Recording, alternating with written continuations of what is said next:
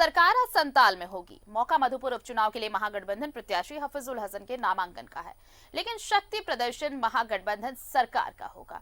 इस मौके पर मुख्यमंत्री हेमंत सोरेन, मंत्री आलमगीर आलम, बादल पत्रलेख और कई विधायक मौजूद रहेंगे। इस अवसर पर मुख्यमंत्री पत्थरचट्टी में आम सभा को संबोधित करेंगे। नामांकन को लेकर तैयारी की जा रही है। महागठबंधन उम्मीदवार की नॉमिनेशन के बाद सीएम सभा करने वाले हैं और सभा स्थल का निरीक्षण देवघर डीसी मंजुनाथ भजंत्री ने किया। साथ ही सुरक्षा व्यवस्था को लेकर अधिकारियों को जरूरी दिशा निर्देश दिए।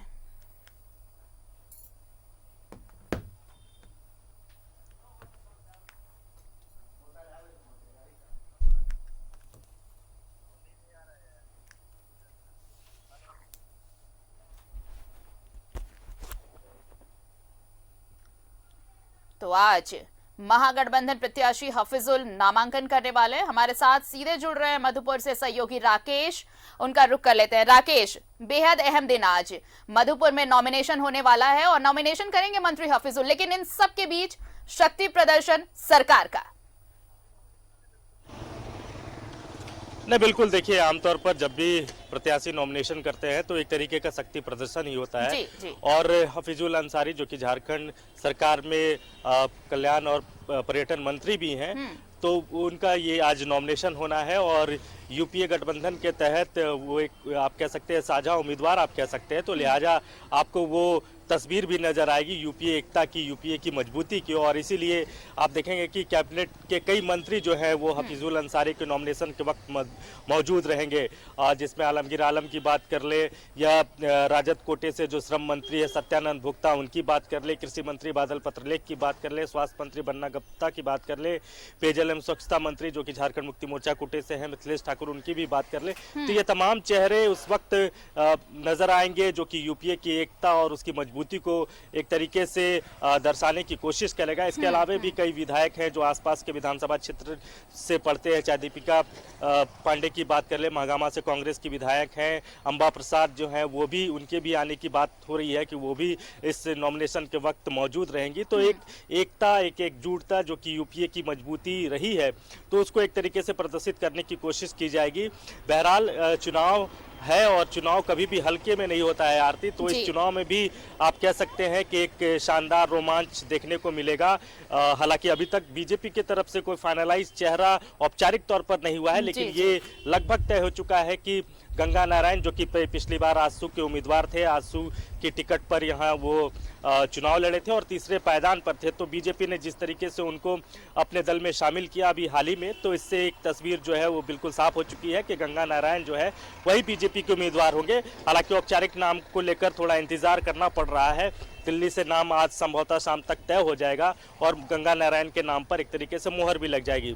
तो दिलचस्प लड़ाई देखने को मिलेगा। लेकिन जो अगर आप इतिहास देखें, अगर जो बाई इलेक्शन अभी इस सरकार में हुए हैं, 1.5 साल के सरकार के कार्यकाल में जो 2 बाई इलेक्शन हुए, चाहे दुमका की बात कर ले, चाहे बेरमो की बात कर ले, और जिस तरीके से शानदार प्रदर्शन यूपीए का रहा, पूरी एकजुटता उस पूरे चुनाव में नजर आई। खासतौर पर दुमका में आपने देखा होगा कि पूरी कैबिनेट एक तरीके से लगी थी। तमाम जो सरकार के सहयोगी दल हैं, चाहे वो कांग्रेस की बात कर ले या आरजेडी की बात कर ले, बेहद मजबूती के साथ झारखंड मुक्ति मोर्चा ने वो चुनाव लड़ा था। उसी तरीके का नजारा बेरमो में भी दिखा था जब अनूप सिंह वहां से चुनाव जीत कर आए थे, तो पूरी एकजुटता नजर आई थी। और उसी तरीके की एकजुटता जो है वो आपको यहाँ भी नजर आएगा, मधुपुर में भी नजर आएगा। हाजी हुसैन अंसारी की अपनी एक जमीन है यहाँ, अपना एक उनका राजनीतिक कद है, तो कहीं ना कहीं सियासी तौर पर हफीजुल जो उनके बेटे हैं, राज्य सरकार में मंत्री भी हैं और यहाँ से उम्मीदवार भी हैं, तो उनको थोड़ा सियासी तौर पर फायदा हो सकता है। और आपने भी देखा होगा कि चुनाव से पहले जिस तरीके से मुख्यमंत्री हेमंत सोरेन ने मास्टर स्ट्रोक खेला, उनको मंत्रिमंडल में शामिल कराया, तो एक मास्टर स्ट्रोक का कितना फायदा मिलता है ये तो देखने वाली बात होगी। लेकिन ये जरूर है, ओवरऑल अगर आप देखें तो एक शानदार लड़ाई की उम्मीद यहाँ की जा रही है। लड़ाई शानदार होने की उम्मीद है राकेश, लेकिन इस सब के पहले आप देखिए कि एक तरह से माइंड गेम भी खेल रही है। अगर आप सत्ता पक्ष के हिसाब से देखें तो कल जिस तरह पिछले 2-3 दिनों से जो बयान आ रहे हैं, जब से गंगा नारायण ने बीजेपी की सदस्यता ली है, ये कहा जा रहा है कि बीजेपी को अपने लोगों पे, अपने कार्यकर्ता पे भरोसा नहीं है, इसलिए बाहर से लोगों को ला रही है और तब दाव खेल रही है। तो ये एक माइंड प्रेशर भी, माइंड गेम भी खेला जा रहा है और ये पॉलिटिकल प्रेशर अब अब बीजेपी के पास होगा। और ये सिर्फ एक प्रेशर नहीं होगा, ये भी होगा बीजेपी के सामने कि एक तो ये कहा जा रहा है कि बाहर से कैंडिडेट लेके आए हैं आप, दूसरा ये कि कहीं भीतर घात ना हो जाए। इन सब चीजों का फायदा इस बाय इलेक्शन में जेएमएम को या फिर कहे पूरे महागठबंधन को जरूर मिल सकता है। नहीं, बिल्कुल देखिए उस तरह की बातें आ रही है कि बोरो प्लेयर के साथ बीजेपी जो है वो चुनावी मैदान में है। हालांकि आपने भी देखा होगा कि मधुपुर सीट को लेकर जो एनडीए की सहयोगी हाथसू उनका लगातार दबाव था, बहुत प्रेशर भी था। और आपने देखा होगा कि सुदेश महतो ने मधुपुर में कई बड़े कार्यक्रम भी किए थे। चूंकि बंगाल को लेकर भी एक समझौता हुआ है आजसू के साथ, तो बंगाल में आजसू को एक सीट मिली है, तो इसलिए तमाम जो समीकरण थे वो कहीं ना कहीं बीजेपी ने अपने पक्ष में कर लिया बंगाल का एक सीट देकर। और इस बात को लेकर पहले भी कयास लगाए जा रहे थे। न्यूज़ 11 लगातार इस बात को आरती कह रहा था कि गंगा नारायण जो है, जो कि आजसू के उम्मीदवार थे, वो बीजेपी के सिंबल पर ही चुनाव लड़ेंगे। तो यही तस्वीर जो है वो नजर आ रही है। इस तरह के आरोप प्रत्यारोप राजनीति में लगते रहते हैं और बीजेपी इसमें माहिर भी है। विरोधियों को तोड़ने के साथ साथ अब अपनों को भी तोड़ने का जो उनका जो सिलसिला है वो शुरू हो चुका है। हालांकि ये एक म्यूचुअल अंडरस्टैंडिंग के तहत आप कह सकते हैं आजसू के साथ हुआ है। तो इसमें आप सेंधमारी या इस तरीके की चीजें जो विरोधी कह रहे हैं वो हम नहीं कह सकते हैं, क्योंकि एक म्यूचुअली ये चीजें हुई है।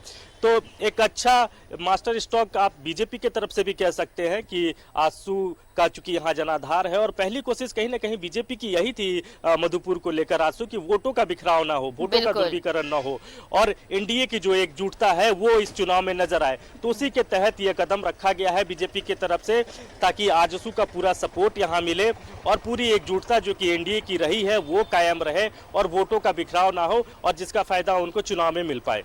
चलिए, तो अब थोड़ा इंतजार, और जब नॉमिनेशंस यहाँ पे शुरू होंगे, हफीजुल पहुंचेंगे, मंत्री हफीजुल पहुंचेंगे, साथ ही कई दिग्गज भी पहुंचेंगे, खुद मुख्यमंत्री भी शामिल होंगे, तस्वीरें और दिखाएंगे। राकेश, फिलहाल बहुत बहुत शुक्रिया हमारे साथ जुड़ने के लिए और तमाम जानकारी के लिए। तो हफीजुल हसन आज नॉमिनेशन फाइल करने वाले हैं। मधुपुर उपचुनाव का ये दंगल, जिसमें आज नॉमिनेशन महागठबंधन प्रत्याशी हफीजुल हसन का, जो मंत्री भी हैं सरकार में, और आज उनका नामांकन है। सीएम हेमंत समेत कई दिग्गज शामिल होंगे इस नॉमिनेशन के दौरान। बताएं आपको, कांग्रेस और आरजेडी के नेता भी रहेंगे इस दौरान।